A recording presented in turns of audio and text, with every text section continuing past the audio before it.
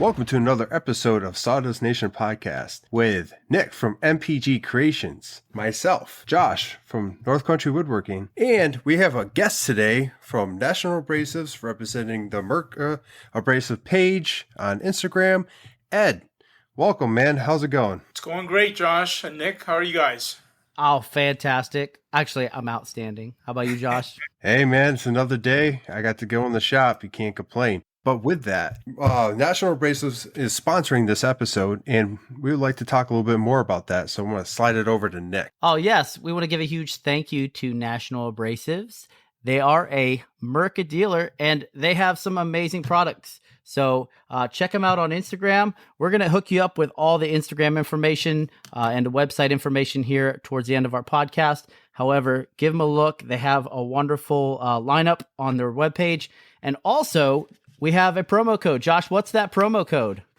The promo code is as follows. Get your pens and pencils ready. It's capital MSDN10. That is MSDN10. And that's going to give you 10% off your purchase of on their webpage.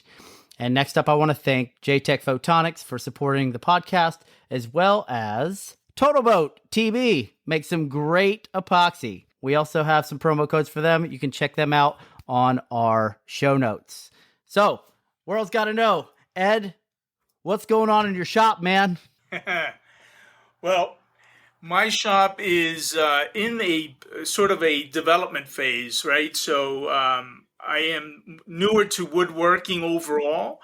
I've been building out this woodworking shop now for, I'd say, the better part of almost 2 years as I continue to work in corporate America. And I've got little projects going on. No customer projects, just some family and friend type of things. We actually have a birthday party coming up this weekend, and they requested some party favors, so I'm making some coasters as little party favors. And so right now it's really a development process for me, building it out, acquiring tools, and the goal here is really eventually to start transitioning out of corporate America, which for the last 25 years I've actually been with one company so far, and getting the shop ready to, in essence, hopefully go into it full time. That's awesome, man. What kind of coasters you making? Making these butterfly inlay coasters. They're going to be made out of walnut with 4 different butterfly inserts or inlays. Actually, they're making a decision between butterflies and hearts. So it's a girl party, and they want a set of 8 coasters to give out to some of the attendees. So I take it you have a CNC for the inlay process, or are you doing it by hand? No. I actually use slab stitcher. Oh, okay. Yeah. Actually, one of the first, my wife likes to burn incense, and she asked for a little incense holder. So you'll see it on my page. That was probably one of the first official little projects, on the page, or, as myself being known as Ridge Woodworks.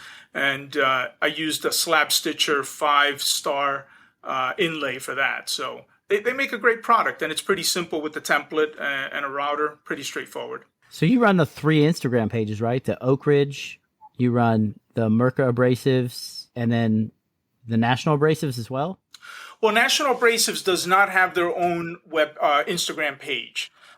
So National Abrasives as a company is known on Instagram as Merca Abrasives. Okay. And that's the page that I run. And then, of course, I've got my own page as Ridge Woodworks. I was taking a look through your page, and you have an interesting collection of tools, my friend. You're definitely building.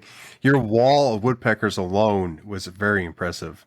I'm kind of jealous, I'm not going to lie. Yeah, I'll have to say that I'm thankful, and I've been blessed to be able to kind of take on this journey and acquire what I need now. Part of the reason is I'm in the mortgage business, mm-hmm. And so we've been extremely busy over the last, my God, it feels like it's 5 years now. So that's my full-time job, and so it's allowed me the freedom or the capability to start acquiring now. And I'm taking that opportunity because eventually, I'm going to transition out. So, and that's pretty much exactly what Nick and I have done. Is try to get the tools and everything that we can now. So when we do transition out of the military, we can kind of slide into the full-time woodworker gig. But yeah, it's a smart move, especially if something is, you love and, you're good at.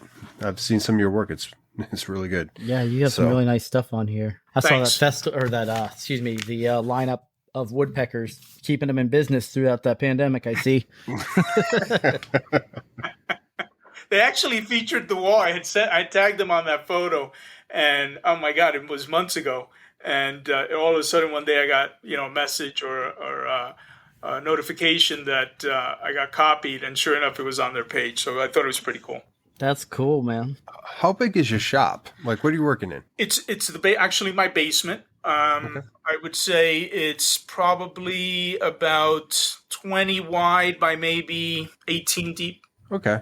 Yeah. It's not that far off from what I'm working in. You got the 220 down there? I do. Oh, lucky. Yeah, I installed when I bought this house. I upgraded the electrical panel, and I've got two dedicated 220 outlets. One for the table saw, and then I have another one for my dust extractor. What table saw you working with? I picked up the Delta 36L336, and it's amazing. I bought that on Amazon like 2 years ago. And I got to go back and look at my history, but I want to say I picked it up because they're constantly changing prices, right? You may put something in your shopping cart, and then 2 or 3 days later, it's at a higher price. But anyway, I think I picked that up for about $2,200. And I think now it goes for well over, $3,000. Yeah. All tools right now seem to be rising, especially because everyone getting into woodworking during, the pandemic. It's just like wood. Well, I heard you can't. I heard lumber's crashing. Wood's coming down. Yeah, it is. But I mean, like it was at an all-time high, and it is crashing. It's knifing down now. I'm kind of curious of where it's going to land. I'm kind of curious. It's really weird to see all this stuff inflate, like lumber and crypto and all that stuff. And next thing you know, like you wake up one day and your crypto balance looks like you just started. Anyway, well, outstanding, man. We love seeing all of your cool gadgets on the Instagram. If you're listening, check out Ridge Woodworks on Instagram. Give them a like. It's definitely worth it. So that being said, Josh, what's going on in your shop, man? Busy as always. Never stops. Every time I think I get close to being ahead, 4 more orders just keep piling on. So I have 3 more mallets I'll be starting this week. I have a coin holder that I'm trying to finish up. 2 stove toppers that are basically done, just need my logo. I'll be carving 1, 2, 3 projects here in the coming days. One on ash, one's going to be in walnut, and the third one is going to be on some poplar. And the one on ash is going to be a natural logo for one of the squadrons here. It's a going away gift. They're going to want it painted, and then something on the back. And then we're going to move on to the walnut project. It's actually for someone I worked with a little bit on one of the special duties I did here. They reached out to me, and they're going to have a wedding, and it's going to be a walnut heart that's basically looks like 2 puzzle pieces that are able to go together. And they're going to have their names on one on the left, one on the right, and then established day and the day they get married. And that's going to be presented at their wedding. So kind of honored that someone's taken upon themselves to get a hold of me for that. And then the last one is going to be a last minute flag order. I had a maker reach out to me because their CNC broke, and they're like, hey, can you take on this order? So picking that up for them. I changed the design a little bit. Here's a question for both of you guys, actually. So in the case where someone reaches out to you, they're like, hey, I can't make this. My tool broke. Would you take that exact design and be like, yeah, go, I'll do it? Or would you change it up a little bit to suit your style and your kind of woodworking? Now that's what I did. I was kind of torn because the client was like, I just want it. The guy's name was Brandon. I want it from, Brandon exactly how I had it. And I'm like, I can't really do that. It's not my design and my capabilities. I've been doing it a little bit longer so I can provide a little bit more detail. So I redesigned it. Same concept, but just a little bit more detail, presented it. They said, okay. But I had this discussion with my wife about, maybe I should have took the original design, which didn't include some details, and just have done what they originally wanted. So Ed, in that case, what would you have done? I'm curious. Yeah, I think that if it's not something that I could have pulled off, or if I felt that I could have improved upon it, I definitely would have done, I would have taken the same route, right? I would have, Yeah. I would have talked to the customer. I would have presented some of my thoughts around it, and Mm-hmm. depending on the situation, right, the right approach, and gotten their input. But I absolutely would have done that. I'm sure they were a lot happier in the end. Well, hopefully they will be. I have to start making it, but I gave them a couple of design choices. You know what I'm saying? I've been doing the CNC thing a little bit longer than the individual I took the job from. And he's, the learning curve is somewhat steep and he's doing a pretty good job. But like I said, I have more bits, more experience with stuff, and I'm able to offer just a little bit more. So giving them a range of products they could choose from. They chose the original design with just some modifications. Got So it. Nick, you ever been in that position where someone hands you a job because they couldn't complete it? Yeah. And then the client want pretty much close to exactly the way it was? So I give them exactly what they want as best as possible. Like, as long as they articulate, like, hey, I need this to look just like this. I don't add, Yeah. I don't even put a maker's mark on it. I just go ahead and either fix it or finish it and send it on its way. Well, this project it was just a concept. It was just something designed, and they took a picture and sent it to the client, and they weren't able to carve it. So I know what you're talking about. I sent you the pictures. We talked about this behind the scenes, but basically the original design, all I did is add some stars where there were no stars. I was able to add more details, like I said before, because I'm grateful from Nick. He taught me a lot, but he taught me how to add details into flags and stuff like that while maintaining the background of the flag. It might be something I sit down with him and kind of teach him and guide him once he gets back from his trip. On that note, I know, so I saw the project, at least the file that the project was supposed to be. I gotta say, man, it took me at least 3 months to figure out my computer design software in order to be able to market things to people, just even to friends. I didn't want to make something inferior and then sell it or give it away, because I didn't want people seeing my projects before they were ready, if that makes any sense. Anytime you have like a learning curve, especially with CNC operations or anything like that, you just got to be careful you don't overextend yourself before you're ready. Oh, absolutely. Hey, Ed, do you have a CNC machine, Ed? Yeah, I don't, and that's something that I really would love to start getting into. It's not, I don't own one yet, and but it's like, where to even start, right? Like, is there a machine out there that makes sense for a beginner? And I'm always the type of person that thinks of, if I'm going to get into it, then do I want to buy just a beginner tool, or do I want to buy what I may need down the road, right? So, but I don't own one yet. I definitely can't wait to get into it. That seems to be the question of the century right now. It's like, do I buy a consumer-based machine like the X-Carve or the Shapeoko, or do I go ahead and pull the trigger on that Laguna IQ, or the Stepcraft or something from Shop Saber? I don't know. Me personally, if it was me starting out, I like to know how things work. And I know that I went and bought the X-Carve originally. Before I started tinkering with it and souping it up, I bought the stock 1000mm X-Carve, and I had to put it together myself. So now I know how the thing works. I know what could be the problem or how to diagnose things. And especially over time, you start to learn what different things mean and different indicators of, like, hey, you have belts, are they wearing? Or are you square? Is your bed level? All that stuff. Now though, like a couple years into the game, I'm ready to upgrade. I'm sure glad I know at least enough to be able to diagnose and fix my own problems, because there's nothing like being stumped on a problem, and then especially if you have a project you have to get done and you're kind of just, caught with your pants around your ankles at that point until you get somebody to help you. I think no matter which way you go, it's going to be a smart way. You can go ahead and buy your end machine and you're going to learn it. You're going to, you're not doing it full time. So you get all that time to kind of learn how it works and diagnose it, just like Nick did with the X-Carve. Or you can buy a beginner machine like we did with X-Carve. It's much smaller, something that fits in our garage, nicely. And, it allows us to still produce products with a CNC and kind of learn what we want in the future. I know that Joey Steelblade actually bought an Avid CNC. It's a 4x4 bed. Yep. He's with Steelblade Woodworks. Anyway, I'm wearing actually repping his gear today. Nice. But it came in pieces and he had to put it together as well. And that is a high power machine as well.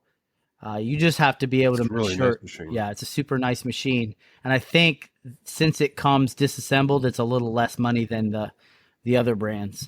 But I know like Stepcraft, they'll actually truck you the whole machine and you got to have a forklift to get it off the truck. So they do have a 4x4, I believe. I think the 4x4 and their 4x8 machines both have the tool changes too. So it might be something to look into. I know personally, that's the road I want to go down eventually is the Stepcraft. Yeah, and I'm not, certainly suggesting that because not everybody, can do that. These machines are super expensive, right? So oftentimes you have to start at a certain level and work your way up. And there's so many options out there. I think you can dedicate a couple podcasts in the future to talking about, this topic, right? And getting some people on the 50th episode, was it not 50? When was veteran? 49. That was 49. You guys talked a lot about CNC in that episode. As a matter of fact, I think doesn't he have like an 8-foot? Yeah, he's got a 4x8 bed Stepcraft, and he's got that auto tool changer and a vacuum bed, which is, he's got like all the bells and whistles. When I grow up, I want to be like Mike. I'm just saying. But you got to come back to Jersey then, because he's in Jersey too, right? That's true. But well, with that, talking about coming back to Jersey, Nick, what do you have going down in the south of Texas? Oh my goodness, man. I'm so darn busy right now. I've been off work. I took a couple of weeks of leave just so I could relax in the summertime because I know my wife has off here coming soon. But business has picked up ridiculously. So I'm finishing up a weed sign. And when I say a weed sign, Purple Raven Farms is I'm assuming a marijuana company, ordered a sign from me, a custom sign with their logo on it. So the hard part is I'm colorblind and I'm painting this sign. So I've had to go back and because I'm doing a gradient on some of the feathers, and it's taken me a while. And I'm thankful that the customer realizes that I'm having a little trouble with the color. Anyway. Long story short, I'm working on that. I'm painting that. I'm going to get it finished here soon. Working on some Yeti-style tumblers. I got the rotary machine running nonstop on my laser. I actually made a bunch of Sawdust Nation podcast Yetis. They're not Yetis. They're some knockoff tumblers. But if you check out our Etsy page, you can see them on there. Anyway, on top of that, I got another order for another Chevron shadow box for the Air Force. I started that. I'm still working on that finger joint foot locker. That's kind of at a pause. It's not actually due for another month, but I wanted to get the majority of the hard work out of the way, and this way I could focus on doing the intricacies later on as far as the etching on the lid and getting everything squared up. Let's see here. I have a 3-foot flag for a law enforcement member that I just put the Odie's oil on. I don't know if you guys saw that on my Instagram. You guys see that? Did. It's beautiful, man. Yes. It's a walnut and curly maple. I still have to attach a badge to it, but other than that, it's almost there. That's not due for another month as well. I try to get all this stuff out of the way just so, because I have another thing coming up I want to tell you about. I have another 3-foot legacy project flag for security forces at Fort Bliss, Fort Bliss, Texas. They're the weapons school over there for the security forces guys want a flag. And then last but not least, this is the big one. Myself and Mike Knapp from Knapp's Knotty Works, we are teaming up as a joint effort to make 99 plaques in the shape of the state of Texas with laser etchings and coin inlays for promotions here on Lackland Air Force Base. So 99 plaques. That's huge project. I think it's the largest contract we've ever had to deal with between me and him together. So we're getting on the same page. The main goal here is to make sure everything looks like it came from the same person. So all of the files are going to be the same file that we're using. We're cutting everything to the same dimensions. Even our logos on the back of the plaques are going to be side by side. This way, there's no differentiation on who made it. You know what I mean? Mm-hmm. And we are using Totalboat Halcyon on them. So that's one of my... Anyway, they're going to be made out of cherry wood, though. That's so it was suggested that we use oak because oak is like, for our purposes, down here, the oak is like $1.85. Red oak's $1.85 a board foot. But I suggested using cherry because cherry etches a heck of a lot better on the CO2 laser. It's a lot cleaner, and I think it looks more professional anyway. But yeah, that's all I got going on in my shop. Yeah, not much at all, man.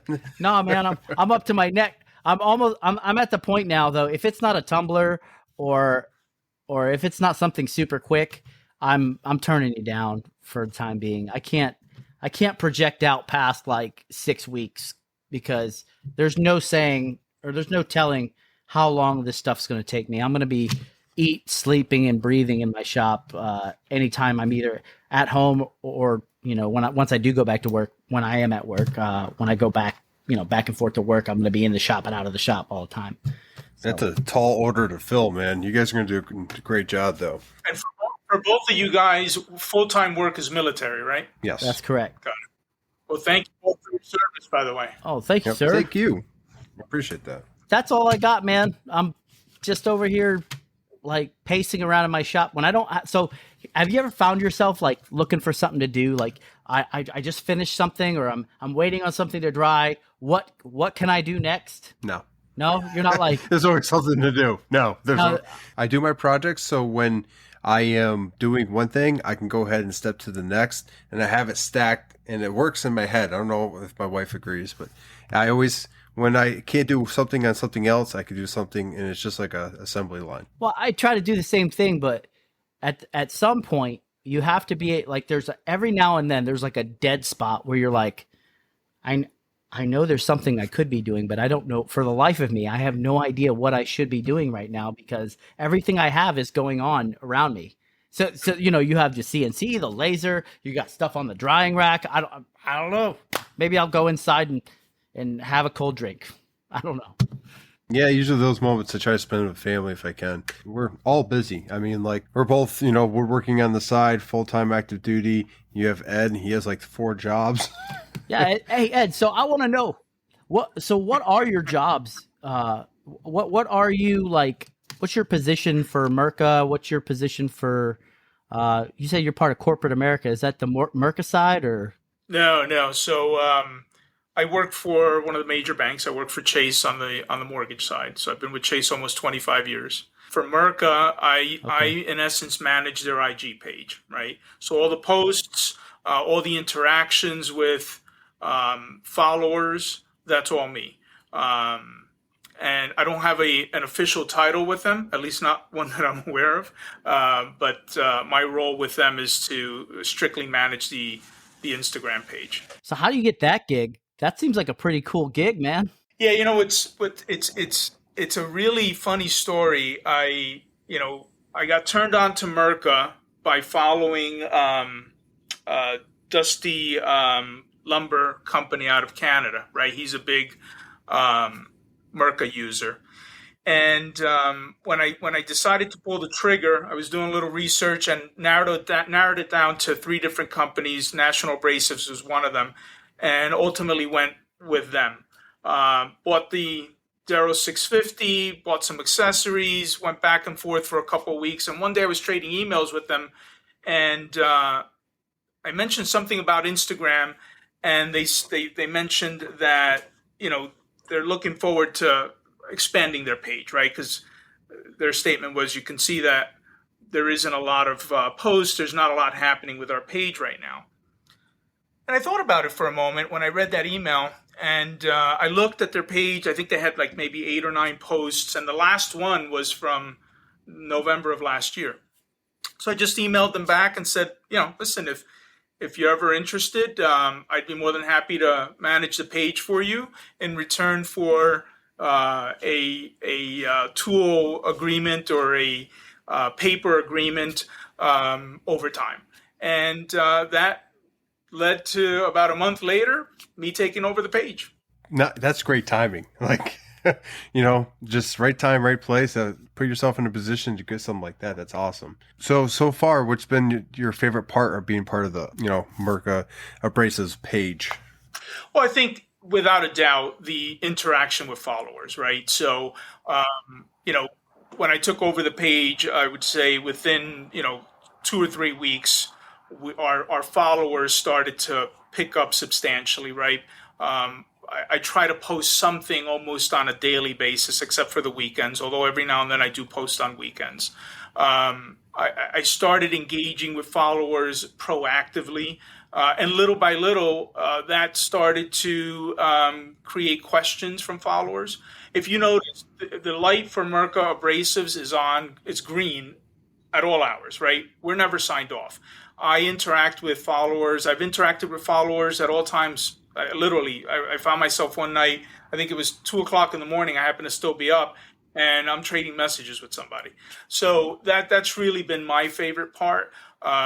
We just shipped a sander out, a 650, to someone who had sent me a question about a Merca sander that they had just bought. They bought it through Amazon, not realizing that they bought a pneumatic version. Oh. One thing led to the other, and they returned it, and we were able to help them, acquire the correct sander. But we're always on. We're always answering questions, and that's by all means the just the favorite part to what I do. That's awesome, man. Yeah, you got to be careful buying. You got to look at the back end of them sanders before you pull the trigger. That's right. You don't know what you're going to get. So National Abrasives, they obviously been around for a while. How did they get started? What's their mission? What's the scoop? Yeah, I mean, like, you've been working for this company for a while. I mean, like, I guess, why should people go to National Abrasives to buy from them? I know why I buy from them. He's sitting right there. Well, they started about 21 years ago, and they carry multiple brands, but Merca was the top brand from the very beginning for them. So they've been a Merca distributor from the get-go, a family-owned business. They're out of Pennsylvania, and I think that their biggest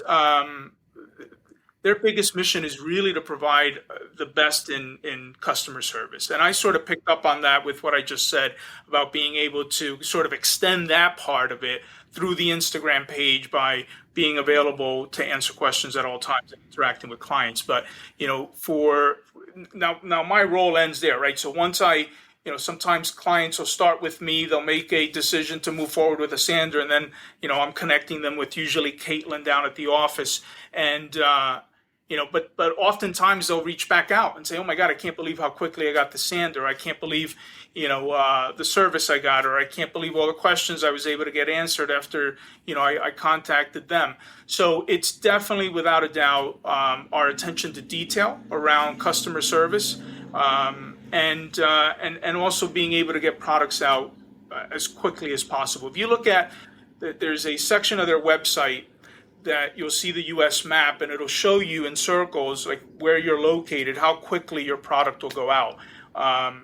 New Jersey, Pennsylvania, most of Pennsylvania, the western part of New Jersey, Delaware, Maryland, parts of Virginia, parts of West Virginia. If you live in those areas, you place an order, it'll go out in the same day, you'll get it in 1 day. Then the ring goes out to 2 days, 3 days, 4 days, 5 days being the longest.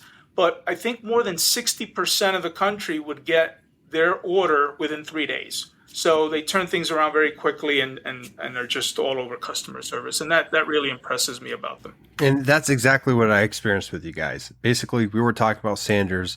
I finally made a decision to go ahead and purchase the 650. And I talked to you. You sent me on to the next person. They gave me a call. They're like, hey, they're back ordered right now, but as soon as they come in, we're going to place your order and you should get it. It was literally, I think, a day, or I would say 3 or 4 days. And all of a sudden, I get charged, and the next day it was on my doorstep. Like, I thought you guys drove it from PA and dropped it off because it happened that fast. It was in the AM, and like I was still at work. I came home for lunch, and there it was. I got to open it, take a look at it real quick, and then shut it and go back to work. Well, I think part of that was because we I love announcing when we're sending somebody sander out, right? I always ask permission if they're okay with that, right? And I put your announcement out on Instagram that morning, but it had been shipped the day before. And of course, you being in New Jersey, you then get it that same day. So I remember you reaching out and saying, "Did you drive this thing up?" Well, that's what it felt like. I mean, like, it was just that quick. And the experience was probably one of the best I've ever had of buying a major tool. I think we've all bought our share of tools that cost quite a bit. And with the companies, it's hit or miss sometimes. With you guys, it was simple, fast. You answered all my questions. And then, like I said, the shipping, that blew me away. Like, it still blows me away. Every time I look at it, I'm like, whoa, I got that in like one day. You never get that one day. So I got to say, man, I'm not trying to step on any toes, but like, I think I mentioned this earlier, Ed, when I got that sander and I put it to use for the first time, I touched it to wood. I don't know if you guys heard that thud, but I think one of my kids just jumped from the top turnbuckle upstairs. Anyway, I could not believe it. The Dero 650, that thing, holy smokes. So I went from, originally I had a Bosch, like a Bosch sander, right? An orbital sander. And then I upgraded to the Festool 5-inch sander. And I thought that was like, man, it's beautiful. It's working great and feels good and it's nice and smooth. And then I got that Mirka and I was like, oh. So I challenge everybody listening, if you have a Festool sander and you want to try something that'll make you just feel like silk in your hands, try that Mirka sander. I mean, even if you don't own it, go to somebody's house and try it. And I guarantee you will fall in love. But I'm not trying to sound... I think that's an invitation from Nick to show it to his house, use his sander, see how it is. And come on down. Use our discount, 10% discount code, capital MSDN10, to get that 10% off. So what I really want to know now from Ed, how are those extractors? Because I'm curious. I'm super curious. Yeah, so I just got the Mirka extractor, and I have used it just a couple of times. Obviously, it's a bigger. I've got a Festool MIDI, so I started with a Festool MIDI. I picked that up, I think, in December or January, and the MIDI, I believe, is about a 3.5 gallon capacity, and the Mirka is over 8. So I like that. Especially if you're gonna kind of have it dedicated to one place, and and it's picking up a lot of dust and a lot of chips. But I can't say that I've used it enough yet to provide a lot of color on it. It seems a little bit more powerful. The CFMs are rated a little bit higher than all of the. I think the Festools come in just 2. The MIDI and the Mini are 130, I think, and everything else is 137, and the Mirka's rated in the 145 area. Not a great difference, right? But so far, I like it. It's got the adjustable volume control or suction control, which I think is important when you're sanding, right? Because if you've got that turned up to full power, then the sander just wants to kind of suck into the wood a lot more, and could, it'll take you a little bit longer to get rid of all the swirl marks. So you always want to turn down the suction on any sander, on any vacuum, if you have that option. So, the Festools have it, and the Mirka has it as well. Yeah, I found that out myself the hard way. So I had to, when I initially got my Mirka set up with the Festool, I had it all the way up because, well, you want to get rid of all that dust, right? And I found that it was getting rid of all that dust perfectly, but it just, something wasn't right. I turned it down a little bit. It's like, Nick said, silk. You put it on there and it just glides. You do not have to have that. I mean, I usually, if I'm using the Festool, I have it on the lowest setting. And dust extraction is fantastic. You know, that sander does such a great job. You know, the other day I was cleaning both my Mirka and one of the Festools, right? And I was blowing out the pad, and as I blew out the Festool, decent amount of dust. And I blew out the Mirka, probably 75% less dust contained still within the sander. So that sander does an amazing job of just pulling that dust out and into the opening of the vacuum. So you don't need to have it at a high setting at all. You should, definitely always keep it at that low setting if you have that option. Well, someday I will have the extractor to go with my D-Rose. Just saying. Yeah, it would be nice. I mean, like they're both yellow. It's a match made in heaven. We just haven't got that far yet. But talking about match made in heaven, you also have the D-Rose 353 as well, don't you? That's right. I actually have a project coming up that I'll probably post a little bit of commentary on, but I'm helping out a friend refinish some kitchen cabinets, and all the doors are shaker type doors, so that'll be perfect to get into all the corners. But I do have that. That's a 3 millimeter oscillation on that. That's the one thing about the 650, right? Is, I mean, you've got the option of going 3 millimeter or 5 millimeter, so that larger, that bigger oscillation will take out more material, but you don't feel it. It's such a well balanced sander that you just don't feel that it really is a 5 millimeter oscillation. So, like Nick, I started off with different sanders. I started with a Black & Decker, and then I went to the DeWalt ROS. And like, I thought that was a cat's meow because, well, I mean, like I went from a, Black & Decker to that, and like was able to get, sanding but listen to other people getting the Mirka. That was the step I took. I took the step from, the DeWalt to that. So it's like a Cadillac.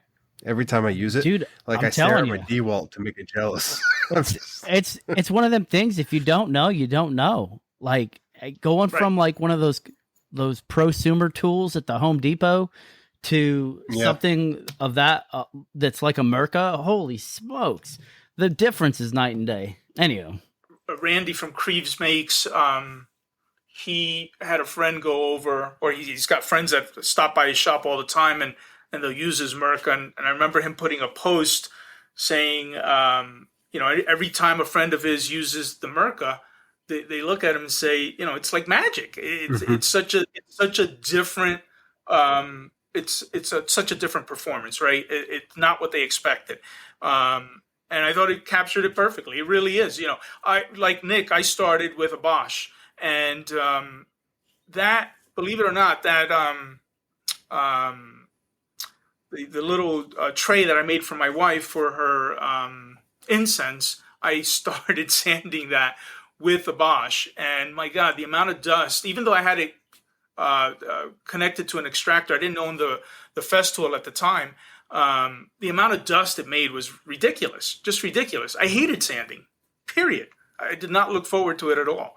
And then, before the Mirka, definitely had, a couple of Festools, and like Nick, I felt like, wow, what a difference.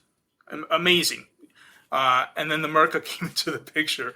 And I do. I mean, I've got probably 6 sanders right now, but the one that gets the most use is the 650. So I got to ask you, like, when you first started with that Bosch or you with that DeWalt, I mean, you used the crappy paper from whatever, right?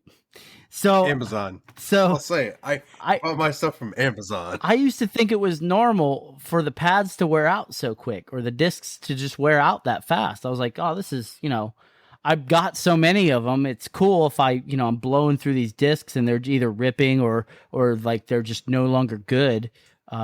But that's not the case. You can keep a pad good for at least for a while on those Mirka sanders. And I couldn't believe it. Yeah, well, I mean, part of it is the amount of dust that does not stay on that pad, right? Because I think one of the biggest problems typically is the pads getting clogged, right? Absolutely. And losing their ability to sand, or or just breaking down. And by being able take the Abranet mesh, right? I think that that design is just amazing, because so much of that dust passes through, but not just with the paper, the pad of the sander, right? If you look at the Deros pad itself, I mean, look at the amount of holes it has in it to allow dust to be extracted. I think the Bosch I had was maybe a 5-hole pattern, a 6-hole pattern. Yeah. So the ability to not have so much dust on that surface, as you're sanding, I think definitely plays into how long each one of those pads can last. With no doubt. And man, I think you nailed it with that. Yeah, I mean, like, I've actually used the Mirka without an extractor. I've used it with an extractor. I've used all different types of sandpaper, things from Amazon. I've tried things from, Lowe's, Home Depot, and until I started buying quality sandpaper and obviously getting a better, sander, like I don't go through nearly as much sandpaper, which is nice. I think I'm actually saving money. I might be buying more expensive, but in the long run, Nick, you said it perfectly. I have an entire drawer full of the 5-inch discs with the 5 holes. And like, I let my neighbor use my DeWalt the other day, and I was like, here, I gave him like stacks of sandpaper. I'm like, yeah, just go use nuts. it. Go nuts, bro. I did the same. If you bring me back none, I'm okay with that. I had a guy at work ask me about, he's like, hey, do you have an extra sander I could borrow? I was like, well, yeah, you can have my Bosch, man. That's my backup sander. And plus now I got 2, so I'm good. And he's like, you sure? So I come in, and not only did I give him the sander, but I gave him like the stack, like, what is it? This much, where are we at? This much of each grit, all the way from like 80 all the way up to 400. Just trying to get rid of it, because I don't need all that. Like, it's not really that. I don't know if it's actually 400 grit or not, because it's so cheaply made, That is another question. I felt like, I think it's 120. I took a 120 disc from like Amazon, and I took some Abranet, and I held it side to side, and I'm kind of feeling it. I'm like, this does not feel the same. And when you sand side by side, it doesn't feel the same at all. The 120 from like Mirka is just like smooth as glass, like something I can almost finish with. If I do it from the disc from Amazon, it's like I did it with 60 grit. It's rough. So, I did make a mistake when I first got the D-Rose 650, and I was just going about my normal business, thinking I'm going to use the normal 80 grit to take off just that top layer of paint on a project. And I almost screwed the pooch on that one, because the thing was hogging away so much. It was like, it went deep. It was starting to get in there good, and I didn't even realize it until I lifted the sander up, and I was like, oh man, I need to scale back. Like, I need to maybe increase my grit, because I'm taking too much off. Yeah, but that's goes back to the oscillation, because if you were using the ETS 125, I think it's either a 2 or a 2.5 millimeter oscillation. So you're either double or more than double with the Mirka. So obviously that's gonna, right off the bat, with the same grit, remove more material. So definitely something to keep in mind. I had no idea, but now I know, and knowing is half the battle. I know we're going long on talking about the Mirka, but the one problem I've been having is, like, for my DeWalt, I've had to put a lot of pressure on it to, like, it just felt like I had to put a lot of pressure to get results. Right. With the Mirka, you don't have to. So sometimes I find myself putting more pressure on it, and I gotta remind myself just to ease back and let it kind of do its thing. I have a quick question for you guys, right? So there's always been a lot of debate with sanders that have a paddle, right, versus just an on-off switch. So what's been your experience so far with, switching to something that has a paddle? I love the paddle. It's definitely better. The only thing is, it took a while to get used to, like, when I set it down or accidentally hit it, it would obviously go off. But Right. It's just one of those things where, like, the entire sander itself has changed the way I sand. It's just point blank. Like I said, I used to have to hold it down and kind of like guide it that way. With this, I kind of just push the paddle down. I love sanding. And that's something I, on this podcast, have said I hate doing probably the most in woodworking. Mm-hmm. If anyone out there has listened to day one to now, I've been saying I hate sanding, hate sanded. AJ from Crafted NJ, he's always said he liked it. But now, like, I actually enjoy it. I have it pretty much hooked up to my Festo extractor at all times. I plug in the extractor, I turn the tool on, and I'm gone. I'm doing what I'm doing. I can have the TV on. I can have my kid over there. It's not loud. I mean, like, there's not dust being kicked up like you were saying. I mean, like, it's a game changer. I call it, it's one of the better tools in my entire shop. Those two. It's the Lamborghini. It's the Lamborghini. Yeah, I'm like, hey, did when you friends come over, I pull it out, and it's kind of like, here it is. Did you guys see the video I made with the night I got the Merca? Yeah, Yes, so we all did. a funny story about that, real quick, right? So, I pondered many probably hours on how I was going to respond to your post, because one of the things that I do, obviously, if we get tagged on anything, is I respond in some way, right?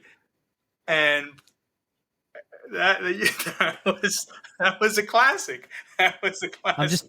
So luckily I was watching TV and the commercial for, the credit card came around, and that gave me the inspiration to answer it the way I did. So I was just taking a little note from you guys watch TikToks? Yeah. Yeah, that's one of the things from TikToks. Anyway, long story short. Yeah, I'm a joker. Yeah. No, you know what? I don't think anyone knows that. Oh, man.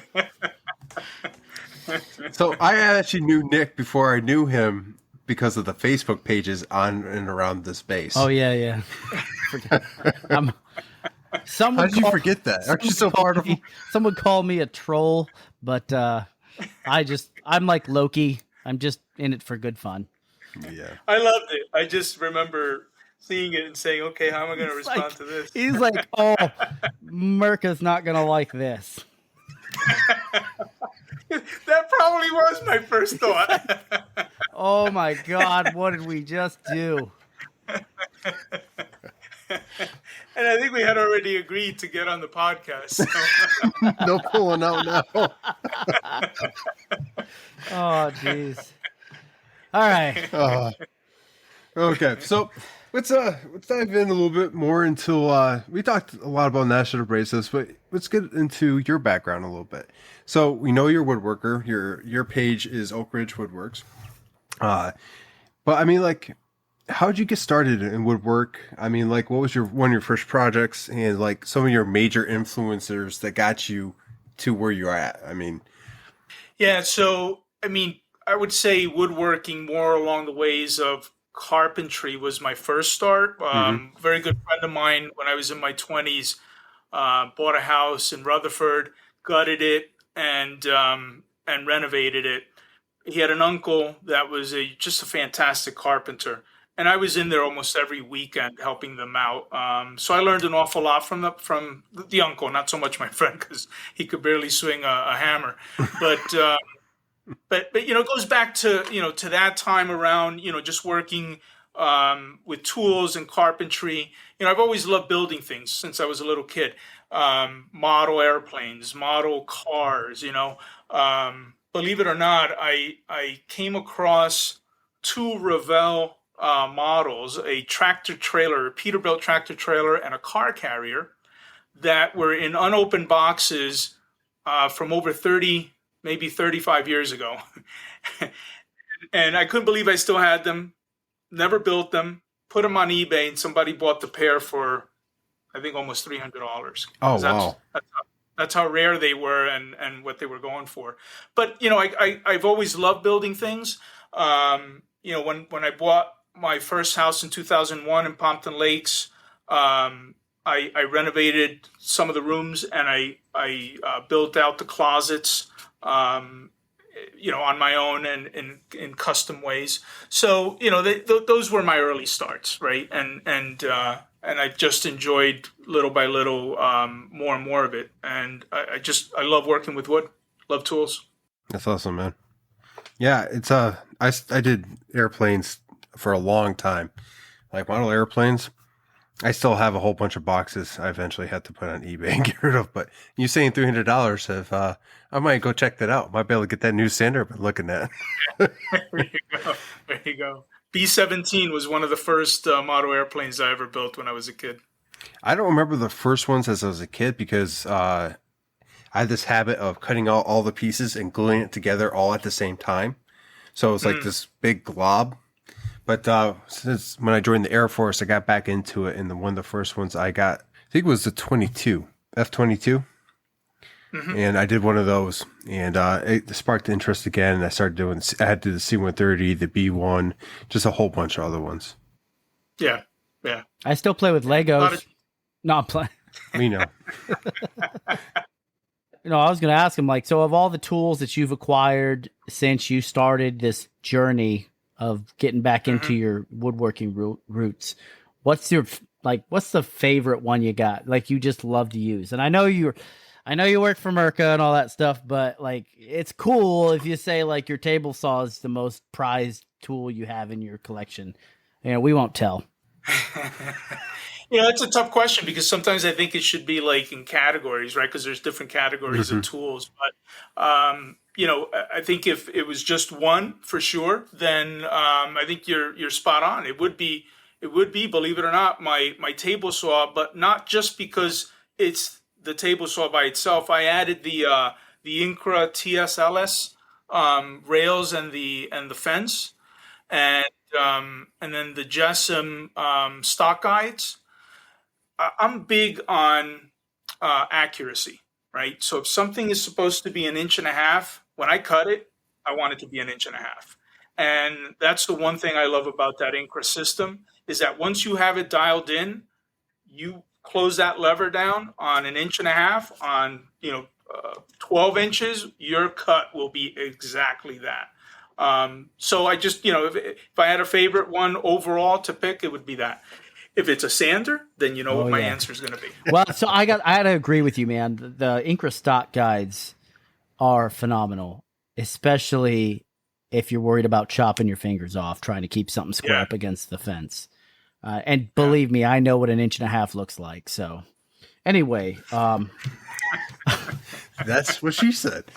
I had to hashtag makerism. I got the shirt on again. Oh.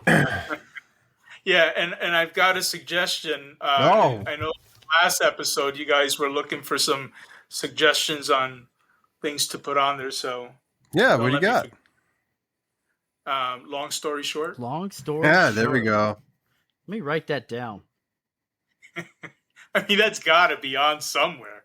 I mean, I've listened to at least 7 or 8 of your podcasts, and there's got to be an average of maybe a dozen times. That's good. Yeah, that and down the rabbit hole. We've said quite a bit too because we love our rabbit holes. These are all, as you can see. These are all classified as makerisms. So just giving you a heads up, we do our we're starting to come up with like a list of things we can put on T-shirts, and as you can see, Josh is wearing the one. So. But yeah, I'm gonna put that on a cup. Ed, I'm gonna need your address so I can send you a tumbler with a long story short on it. Okay, I love it. We got some suggestions in, so we could take a moment to talk about this. That's what she said was one of them. You could pick your friends, but you can't pick your friend's nose. 5 stars, walnuts watching you. A nice piece of ash. And then that went down the rabbit hole there, as you can guess. And then pew pew, orcas, boats, and lasers. It was just, we had some great suggestions from our listeners, and we appreciate you guys, especially feedback. We like feedback. Exactly. So instant feedback. We ask the question, they answer. We don't have any questions this week, do we? None that I've seen. I'm actually kind of glad we got to get to know Ed, and we got to talk about National Abrasives and basically go down the rabbit hole of why we enjoy sanding so much now. But we got time. Let's see, we're almost an hour. for a couple more questions. Unless, Ed, do you have any questions that you want us to answer? Because we have plenty we can ask you. Yeah, well, we talked a little bit about, CNC before, and if I had the opportunity to ask you guys a question, it would really be that. So if I wanted to go entry level, what would be the right machine to start with? Because it's not just the machine, right? It's also the program, right? It's the software. Yes. Because I've heard you guys talk about this in the past.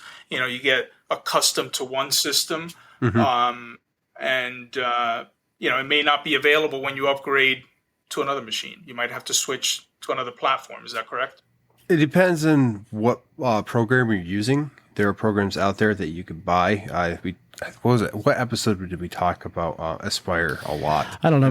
They blend together in a good way. But Aspire is a good one, and it's something you can use on any platform. Okay. So investment wise, it's a higher learning curve.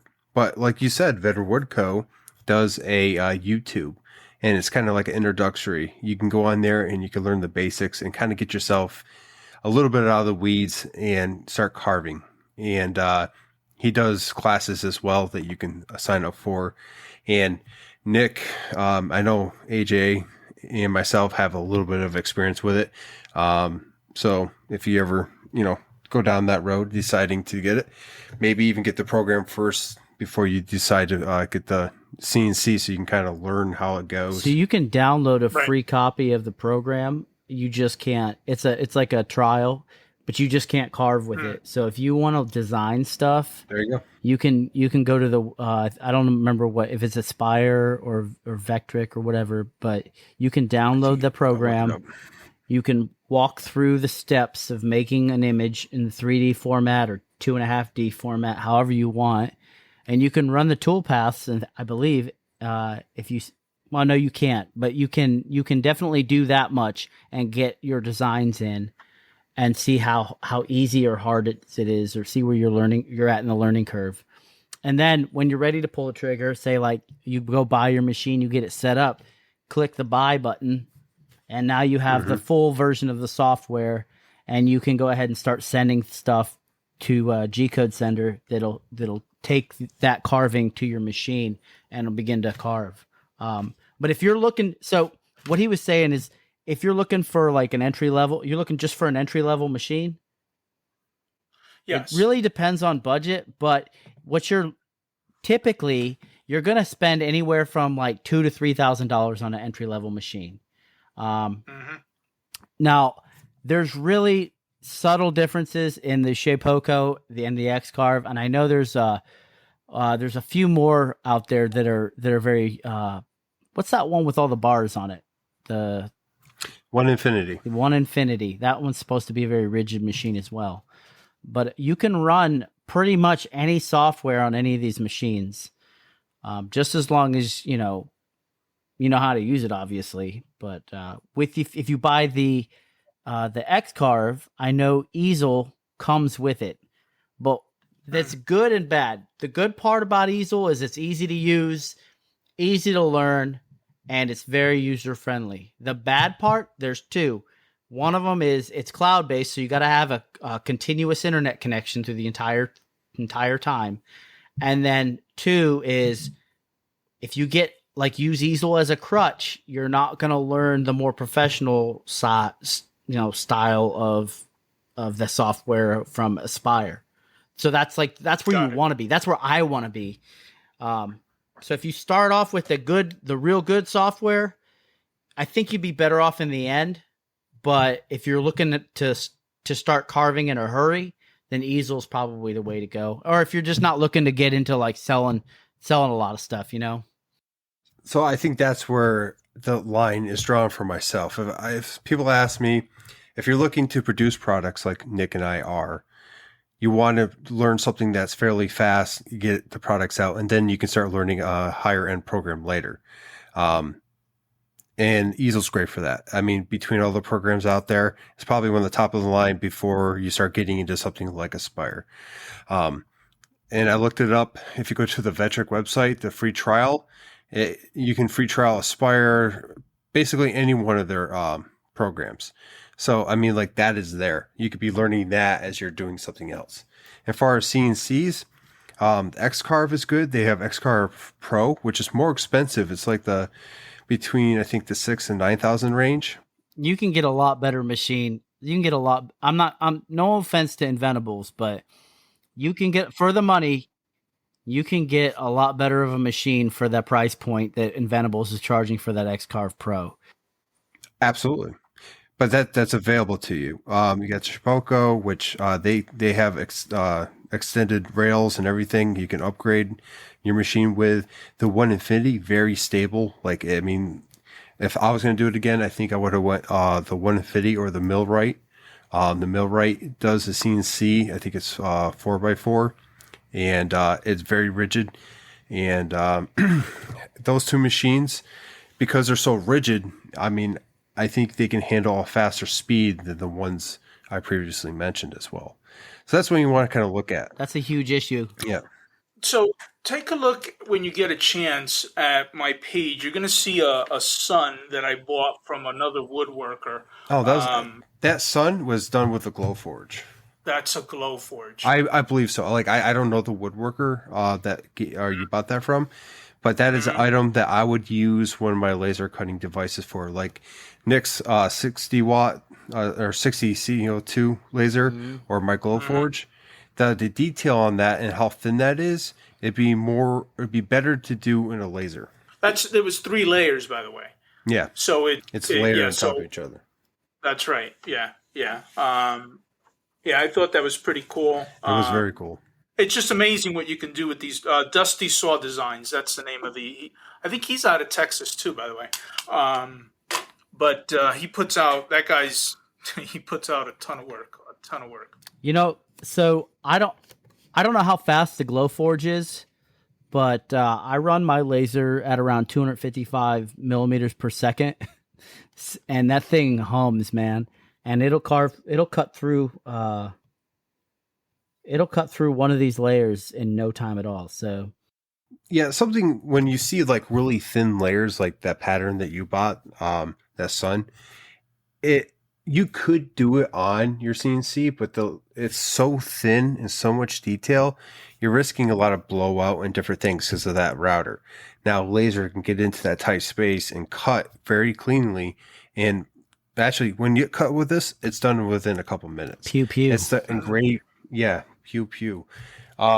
Basically, it's the engraving part that takes forever. So when you're doing that's what it comes down to. Oh, I love the butterfly. Good. Nice. Looks good. Oh, Sorry, I was looking at your Instagram over here. I like the inlay. It fits nice and tight too. Did you have to do any shimming or any cutting around it or anything, or adjustments?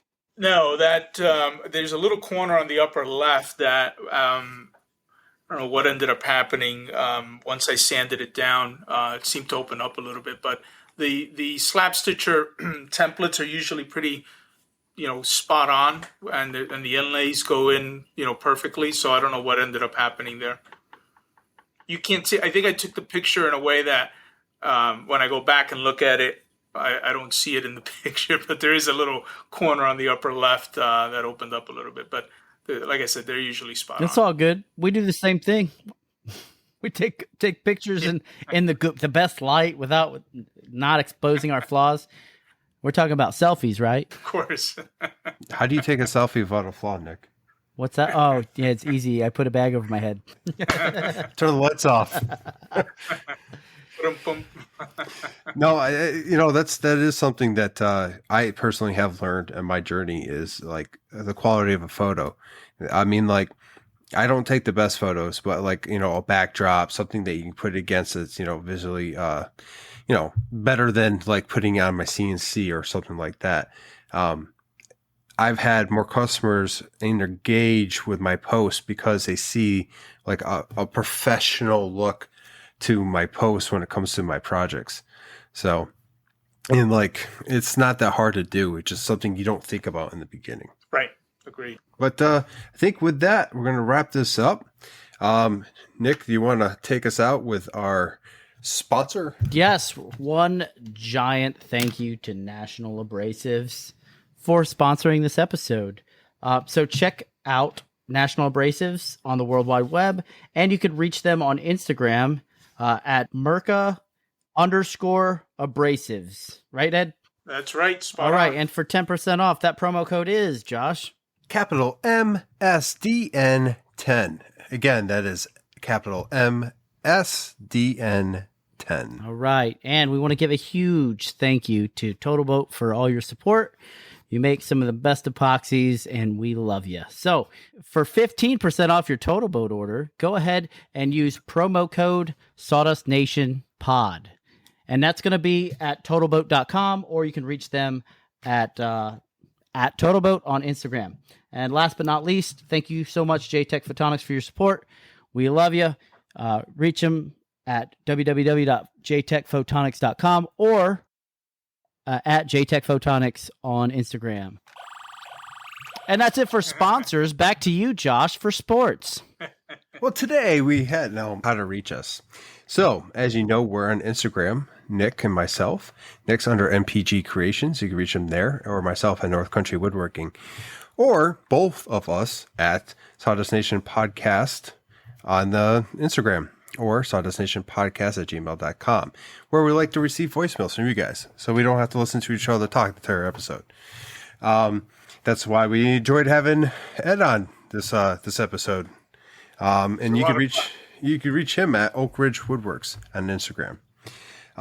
With that, make sure you rate us about 5 stars on Apple Podcasts, or my cat Walnut is going to come get you. Meow. That's right. Yeah. Do you got anything else there, Nick? Yeah, visit our Etsy page, Sawdust Nation Pod Shop. Oh, that's right. Yeah, we got an Etsy page. We have a Patreon. We have so many new things. I'm forgetting about them. So thanks for the reminder.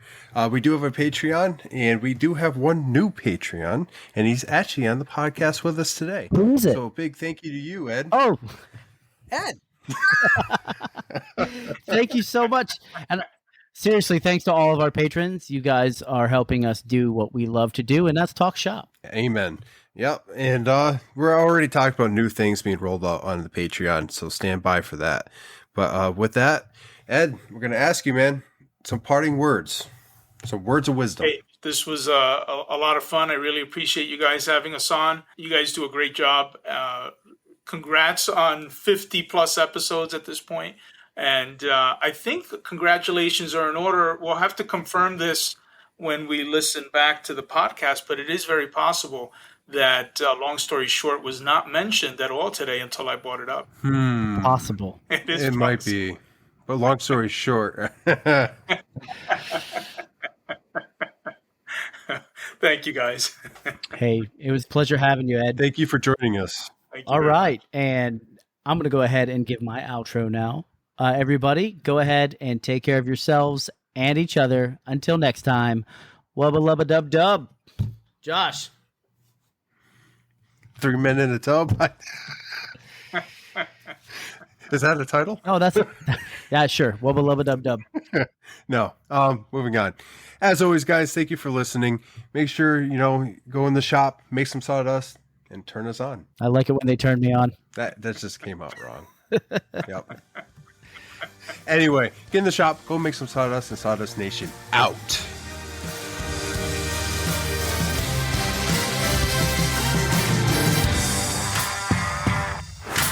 That was a good episode. Do I still have to be on my best behavior because Ed's here, or can I not play? Listen, I've at least 50% of the episodes I've listened to, you were on very good behavior. Oh, okay. It's amazing what editing does.